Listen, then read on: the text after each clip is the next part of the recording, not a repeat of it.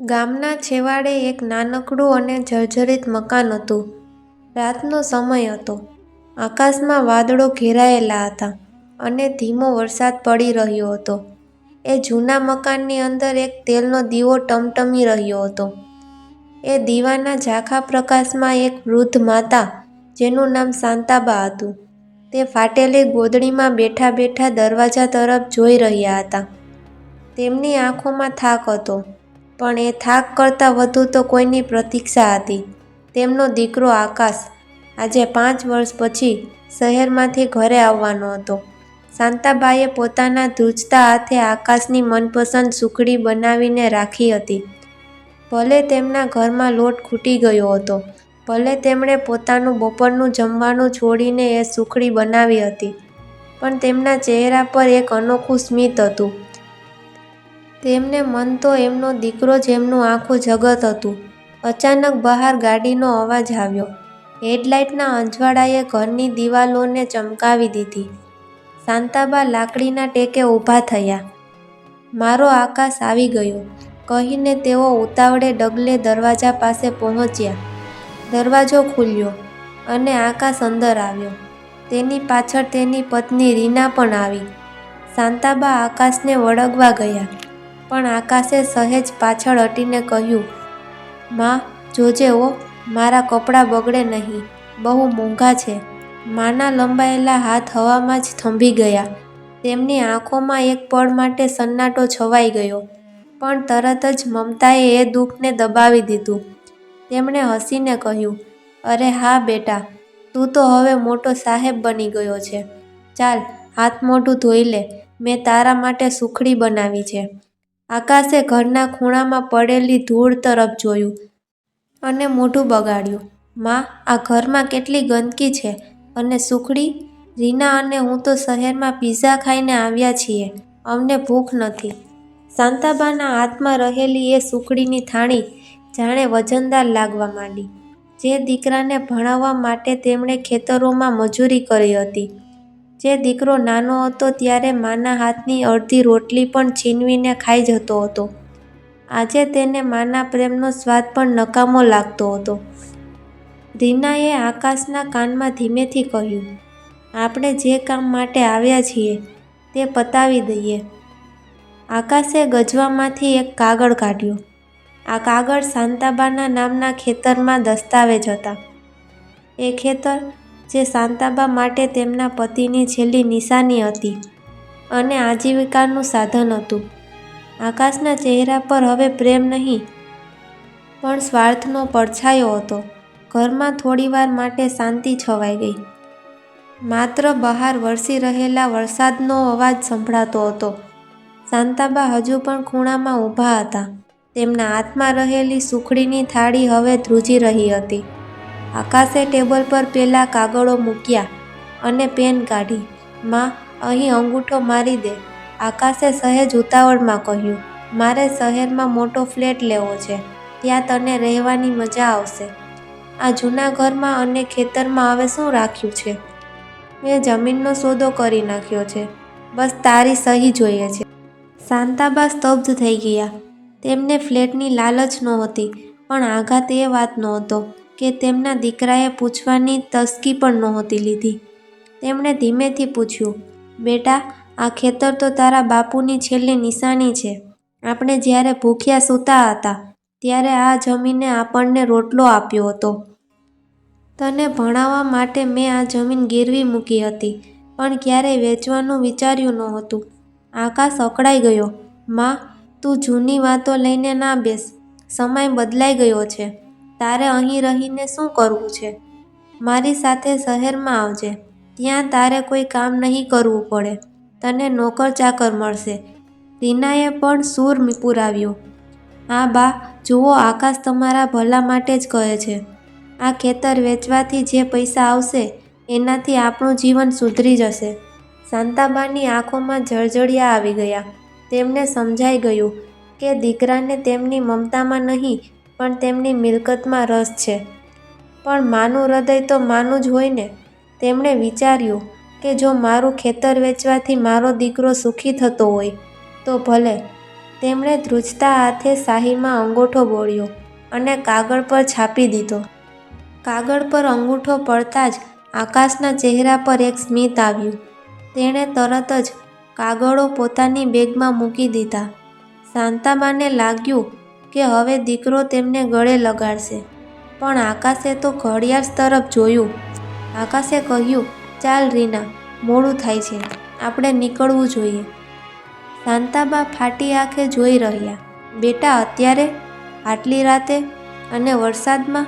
જમીને તો જા. આકાશે દરવાજા તરફ જતાં કહ્યું, ના માં, સવારે વહેલી ઓફિસ છે અને હવે તો આ ઘર પણ આપણું નથી રહ્યું. પેલા ખરીદનાર આવતા અઠવાડિયે અહીં આવી જશે. તું તારો સામાન બાંધી રાખજે, હું કોઈને મોકલીશ તને લેવા. એટલું કહીને આકાશ અને રીના અંધારામાં ઓગળી ગયા. ગાડીનો અવાજ ધીમે ધીમે શાંત થઈ ગયો. શાંતાબા દરવાજા ઊભા રહીને અંધકારને તાકી રહ્યા.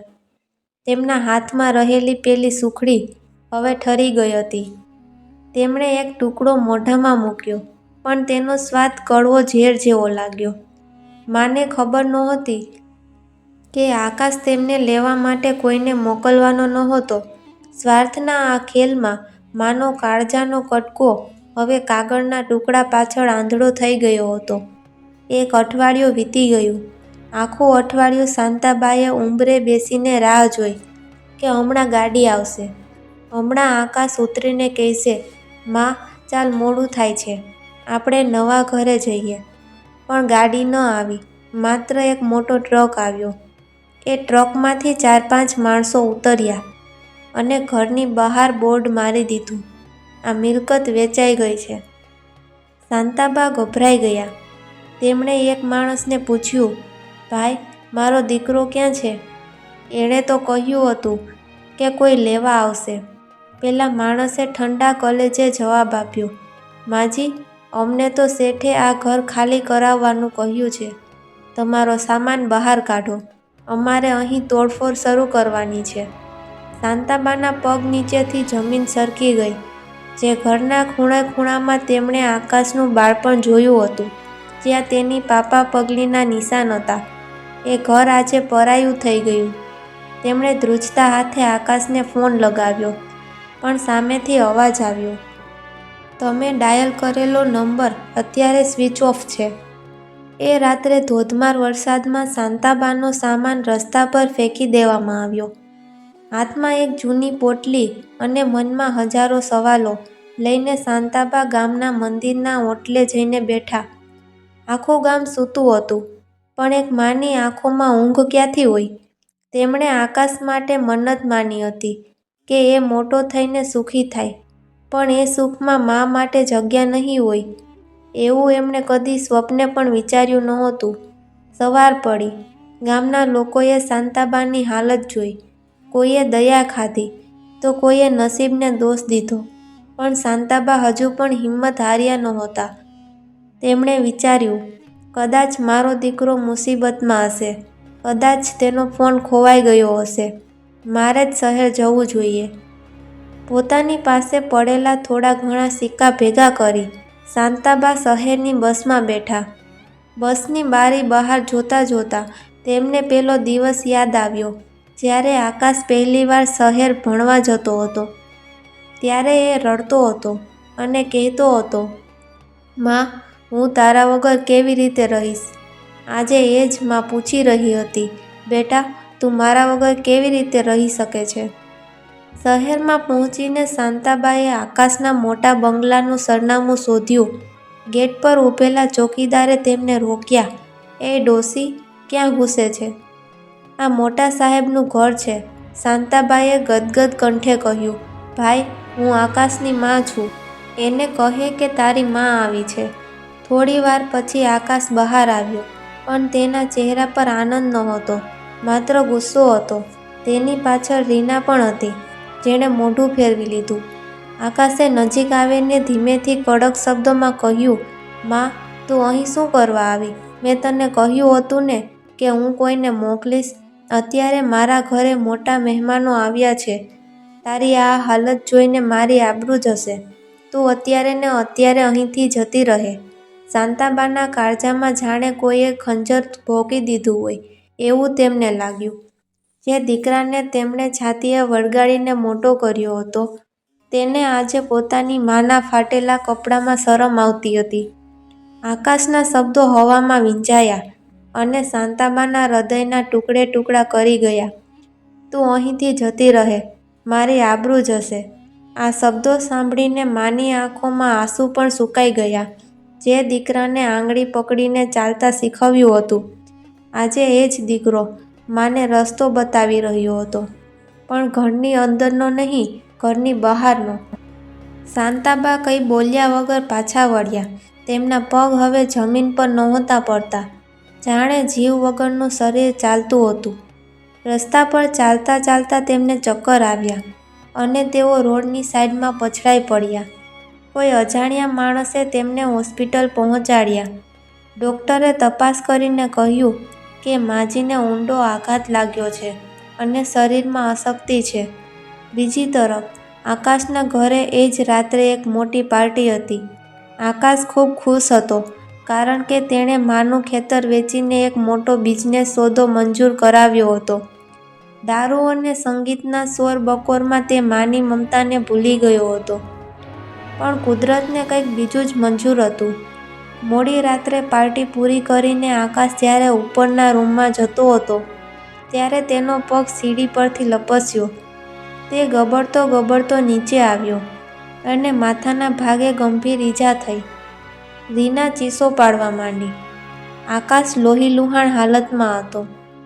તેને તાત્કાલિક એ જ હોસ્પિટલમાં લઈ જવામાં આવ્યો, જ્યાં શાંતાબા દાખલ હતા. વિધિની વક્રતા તો જુઓ. જે દીકરાએ માને તરછોડી હતી, તે જ દીકરો આજે જીવન મરણ વચ્ચે ઝોલા ખાતો હતો. ડૉક્ટરે તપાસીને કહ્યું, ઓપરેશન કરવું પડશે અને લોહીની તાત્કાલિક જરૂર છે. તેમનું બ્લડ ગ્રુપ બહુ રેર છે. રીનાનું લોહી મેચ ન થયું. મિત્રો પણ પાછા હટી ગયા. આકાશના સ્વાર્થી મિત્રોમાં કોઈનું લોહી તેના જેવું નહોતું. આકાશના શ્વાસ ટૂંકા પડી રહ્યા હતા. બાજુના વોર્ડમાં ભાનમાં આવેલા શાંતાબાએ જ્યારે આ સાંભળ્યું, ત્યારે તેઓ પોતાની નબળાઈ ભૂલીને ઊભા થઈ ગયા. ધ્રુજતા હાથે નર્સનો હાથ પકડ્યો અને કહ્યું, બેટા, મારું લોહી લો. એ મારો દીકરો છે, એને કંઈ ન થવું જોઈએ. મારું બધું લોહી લઈ લો, પણ એને બચાવી લો. નર્સે ના પાડી. માજી, તમારી હાલત બહુ ખરાબ છે. તમે લોહી આપશો તો તમારા જીવનનું જોખમ છે. પણ શાંતાબા અડગ હતા. મારો જીવ તો એનામાં જ વસે છે બેટા. જો એ નહીં હોય તો હું જીવીને શું કરીશ?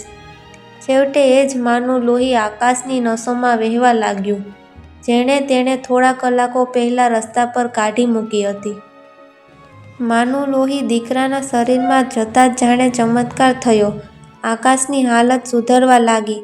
પણ બીજી તરફ લોહી આપ્યા પછી શાંતાબાની હાલત વધુ બગડી ગઈ. તેઓ ઊંડી ઊંઘમાં સરી પડ્યા. એક એવી ઊંઘ જેમાં હવે કોઈ આઘાત નહોતો. બીજા દિવસે સવારે જ્યારે સૂર્યના કિરણો હોસ્પિટલની બારીમાંથી અંદર આવ્યા, ત્યારે આકાશે ધીમેથી આંખો ખોલી. તેની નજર સામે સફેદ છત હતી. શરીરમાં ભારે નબળાઈ હતી. તેણે જોયું કે તેની બાજુમાં રીના બેઠી હતી, પણ તેના ચહેરા પર ગભરાટ હતો. રીના, હું ક્યાં છું? મને શું થયું હતું? આકાશે નબળા અવાજે પૂછ્યું. રીનાએ રડતા રડતા બધી વાત કરી. તેણે જણાવ્યું કે કેવી રીતે તે સીડી પરથી પડી ગયો હતો અને કેવી રીતે તેને લોહીની જરૂર હતી.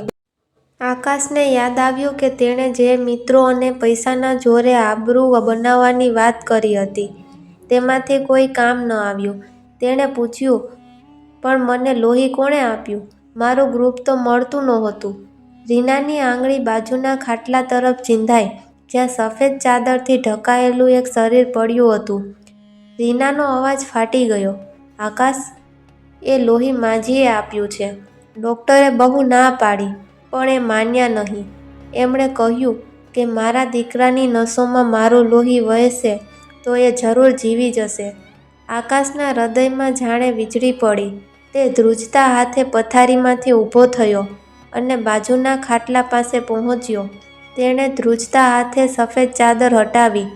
નીચે શાંતાબાનો શાંત ચહેરો હતો. તેમના ચહેરા પર કોઈ ફરિયાદ નહોતી, માત્ર એક અનોખી તૃપ્તિ હતી, જાણે ફરી એકવાર તેમણે પોતાના દીકરાને જન્મ આપ્યો હોય. માં, ઓ માં, આંખો ખોલ માં. આકાશ હોસ્પિટલના ફ્લોર પર બેસી ગયો અને જોરજોરથી રડવા લાગ્યો.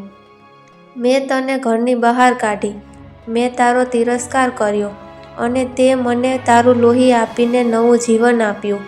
માં, મને માફ કરી દે. હું બહુ સ્વાર્થી હતો, પણ હવે બહુ મોડું થઈ ગયું હતું.